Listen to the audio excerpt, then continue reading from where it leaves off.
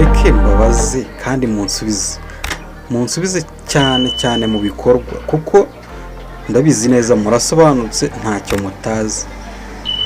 Ko subscribe ari ijambo rikigaragaza neza cyane iyo winjiye kuri channel ukuraho ibintu byizewe kandi bifite isoko bigufitiye akamaro. Kuki mutayikoreye subscribe kandi ari ibintu bidasaba amafaranga? Nzi ko amafaranga aricyo kintu rwose buri wese atinya kuba yarikora, ariko subscribe ni ijambo kandaho bidasaba no kugira, kandi video uyikandaho ukayifungura ukanayumva ukanayiha umwanya. Ariko subscribe kuki bibagora?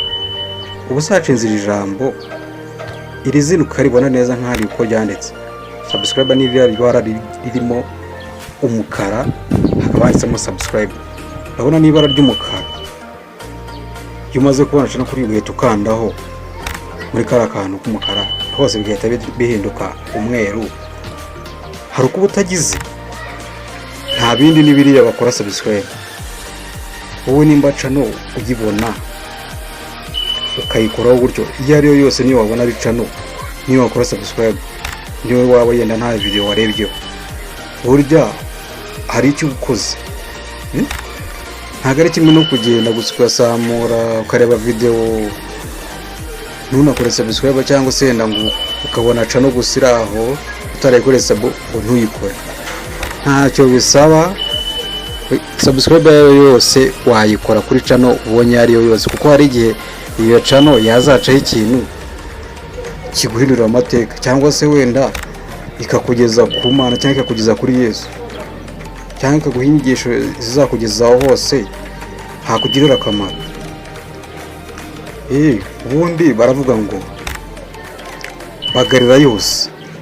Channel yariyo yose ubonye kuri YouTube yikorera sub, kuko nawe hari uwaza akagukorera sub nta na video n'imwe ufite, kandi wazagira igitekerezo cya video izafasha abantu runaka, nawe ikazamugeraho cyangwa se nawe ikazakugeraho bitewe na video yasohotse aho ngaho, kubera ko wakoze sub iyo nkuru nziza kugeraho.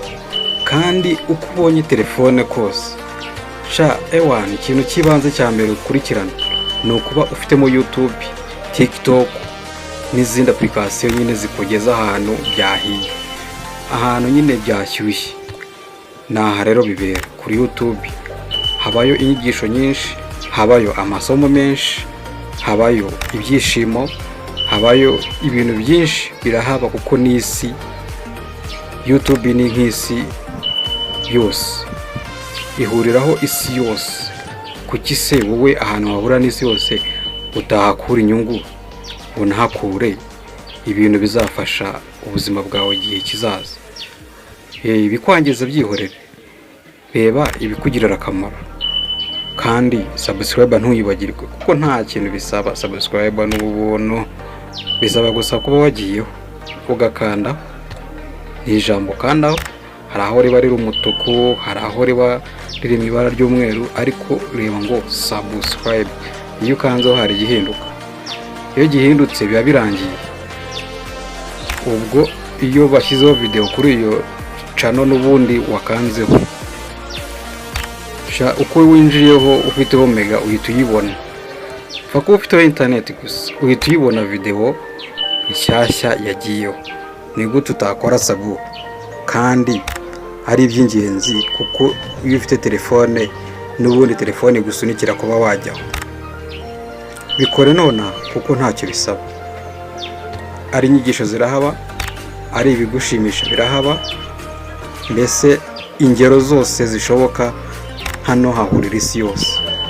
Kandi kwiga bihoraho, nugira ngo warize waraminuje ngo byararangiye. Oya, kwiga ni buri munsi, buri saha. Ikintu cyose duhura nacyo gihora ari isomo. Dore nk'ubu ngubu urabona nk'aka gashusho gahora gacicikana ahantu hose, kubera ko biri mu mutwe w'abantu, isi yose ibivuga. Rero nawe ushobora kujya ahangaha ukahakora inyigisho zitandukanye, kandi ugahora wiga ukunguka ubumenyi. Kwiga ntibizarangira, birangira ari uko umuntu atakiri mu buzima. Subscribe ni ingenzi.